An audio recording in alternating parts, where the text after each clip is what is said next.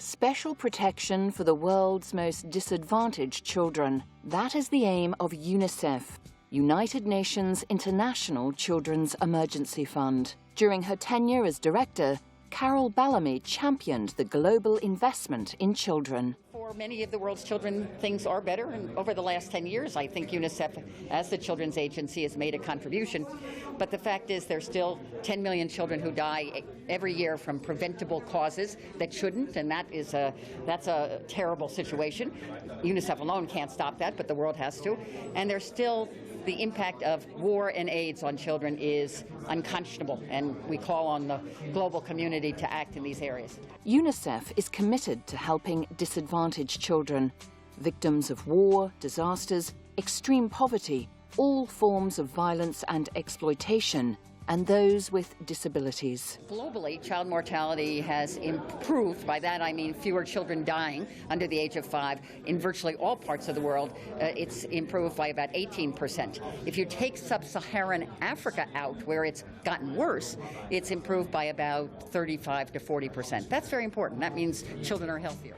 According to UNICEF's mission statement, it is mandated by the United Nations General Assembly to advocate for the protection of children's rights, to help meet their basic needs, and to expand their opportunities to reach their full potential. UNICEF is non-partisan, and its cooperation is free of discrimination. In everything it does, the most disadvantaged children and the countries in greatest need have priority. 1 out of every 2 children in the world live in poverty, that the increasing impact of conflict on children, the victims of war today are largely civilians, women and children, and the dramatic impact of HIV and AIDS, where we already have 15 million children who've lost one or more parent and millions of others who've lost adults or family members. UNICEF's innovations in saving the lives of children are, for the most part, low cost and low technology, but have such a high impact.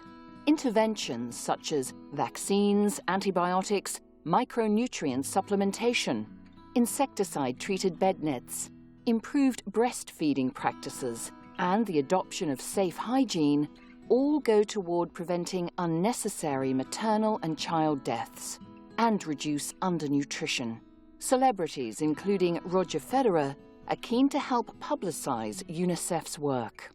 UNICEF Executive Director Anne M. Veneman welcomed the champion player at UNICEF's headquarters, saying, "Our interest in appointing him was inspired by his personal story and the commitment he has demonstrated to using his fame to benefit children."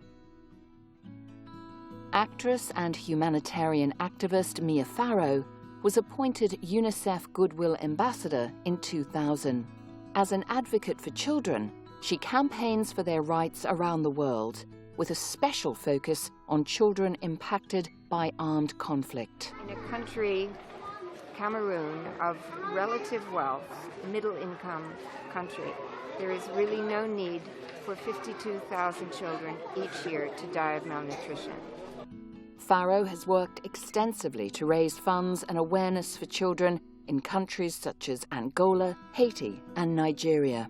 She has also traveled to highlight the devastating impact of natural disasters, including earthquakes.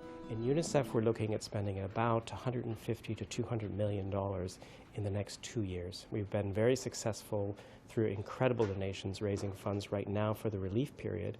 Now we need about $70 million more to make sure that we can push through for the next year and a half to really make sure that people get back to school, that children are immunized, and that the health centers are actually functioning.